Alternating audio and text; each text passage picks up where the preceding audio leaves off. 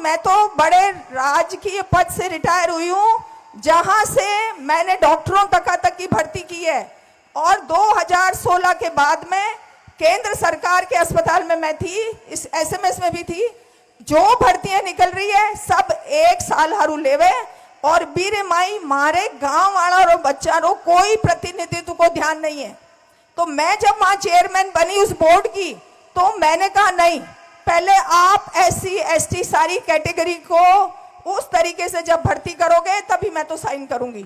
और उनको करना पड़ा, पर वो कब संभव हो पाया जब आपकी बराथल की बेटी, मैं यही बराथल की जन्मी हूं, बराथल की बेटी यहाँ स्कूल में पढ़ के इतने बड़े पद पे जाके और वहां थी, और वो मेरे ग्रामीण बच्चों का भला बुरा समझ रही थी, उनका न्याय दिलाना चाह रही थी, उन बच्चों की तकलीफ समझ रही थी। तब ये बात मैंने उठाई, अगर यहाँ किसी परिवेश का, यहाँ का कोई वहां प्रतिनिधित्व नहीं होता, कोई बोलने वाला नहीं होता, तो अन्याय होतो ही जातो। तो अब आप इस बात को समझो।